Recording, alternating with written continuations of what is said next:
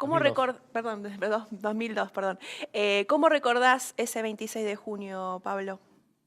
Hola, ¿cómo están? Muy bien. Bueno, estas semanas fueron bastante propicias para recordar aquello porque también aquella vez, hace 22 años, ante una represión que el gobierno consideraba importante, nos acusó a los manifestantes de atentar contra la democracia, de vulnerar las garantías constitucionales y todo eso, cuando era al revés, ¿no? Era el plan represivo el que se proponía vulnerar nuestro derecho a movilizar con el agravante de que aquella vez habían decidido reprimir con balas de plomo. Hubo el asesinato que quedó grabado en la memoria colectiva de Darío y Maximiliano, pero además hubo 33 manifestantes más heridos con balas de plomo, porque la policía salió coordinadamente a generar esas heridas, tenían preparado el discurso, decir que los manifestantes se mataron entre ellos, y bueno, por suerte pudimos dar vuelta la versión porque aparecieron fotógrafos independientes y se demostró que fue la policía quien había tenido esa responsabilidad. En estos días no llegó a tanto el plan que evidentemente el gobierno definió en torno a las protestas en el Congreso, pero de las detenciones arbitrarias, las causas sobredimensionadas para causar terror, la represión brutal, creo que nos hizo recordar aquello.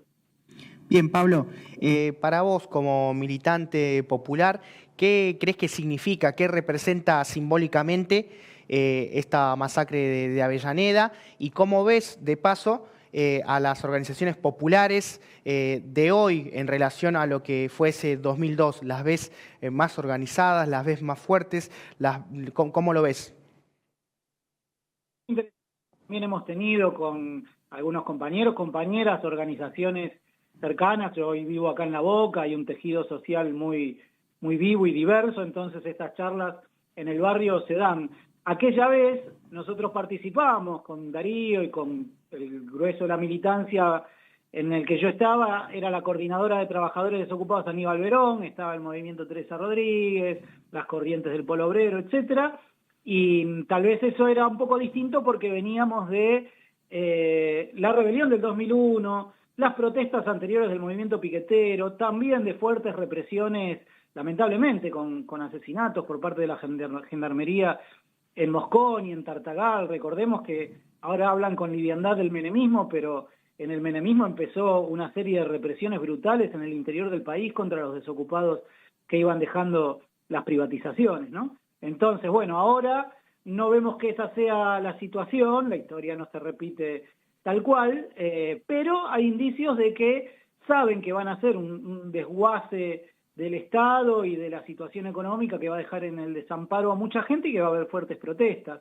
¿Cómo está hoy el tejido social? Si más organizado o no, bueno, decía que es un debate, porque por un lado pareciera haber más masividad, si uno ve las movilizaciones grandes de los últimos años, algunas columnas muy nutridas, expresiones nuevas y muy saludables como la Unión de Trabajadores de la Economía Popular, la UTEP, pero bueno, también es cierto que no hubo situaciones de lucha a la altura del escenario que está planteando el gobierno ahora y pareciera que nos falta un poco de gimnasia, de ejercitar nuestro derecho a la protesta, aunque el gobierno a veces diga, bueno, tengo este protocolo o no lo voy a permitir. Bueno, el pueblo muchas veces dice, sí, lo vamos a hacer igual porque es nuestro derecho.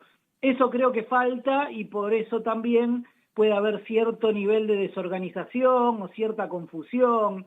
En la última marcha analizábamos que también el señalamiento sobre si los infiltrados, si la policía es la que hace tal cosa o tal otra, qué hacen y qué no. Bueno, hay un poco de confusión que creo yo tiene que ver con eso, ¿no? Entonces el balance no es tan claro. Me parece que en el barrio se ve aquí en La Boca y creo que se ve en muchos barriadas populares. Hay más grupos, más colectivos, más movimientos organizados, pero a la vez no está la gimnasia de salir a protestar con tanta convicción, que fue lo que permitió en aquellos años ponerle un freno al proyecto neoliberal, primero al final del menemismo, después con De la Rúa y bueno, después el 26 de junio, que ahora se cumplen 22 años. Pablo, ¿por qué considerás que a 22 años todavía los responsables políticos no fueron castigados? Porque el sistema encubre a quienes llevan adelante las tareas necesarias. Suena un poco panfletario, pero creo recordar que casi textual lo escribimos en su momento en el libro Darío y Maxi, Dignidad Piquetera, donde investigamos los hechos con los abogados, con la causa judicial, y creo que es así porque el poder político sabe que a veces tiene que ordenar situaciones a fuerza de represión, y bueno, un político que ordena una represión generalmente dicen no es judicializable. Bueno, en un punto tiene un sentido, creo yo, que con la movilización y con la claridad de las denuncias, gente nefasta como Duhalde, que fue presidente en ese momento, tuvo que retirarse de manera anticipada, no pudo seguir haciendo política. Otras figuras de los gabinetes de seguridad que tomaron decisiones represivas, como Juan José Álvarez, quedaron al margen de la política.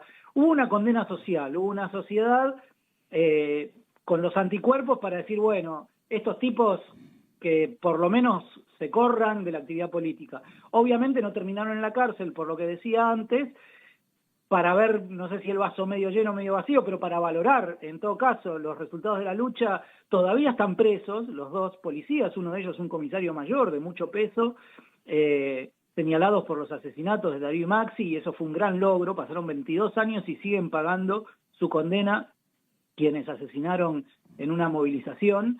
Y bueno, la lucha política sigue siendo una batalla abierta, me parece. Estas entrevistas como esta de ustedes, las jornadas de movilización como las de ayer y hoy en la estación y en el puente, nos tienen que servir para recordar esto, ¿no? No vamos a permitir, lo aprendimos de las madres de Plaza de Mayo, de las luchas históricas, que la impunidad gane terreno, y aunque pasen los años vamos a seguir reclamando y denunciando.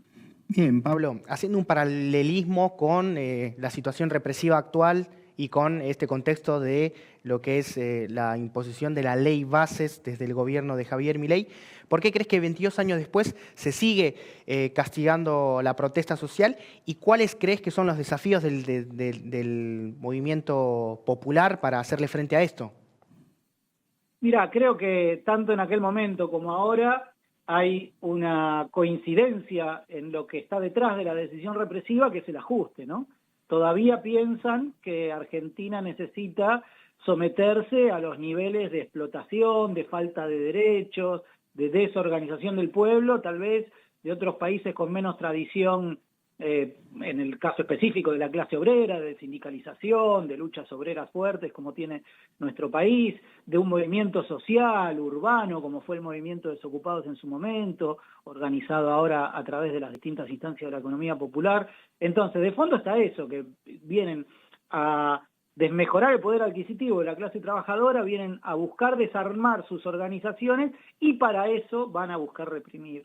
¿Qué hacer ante eso? Bueno, las organizaciones tienen que darse estos debates.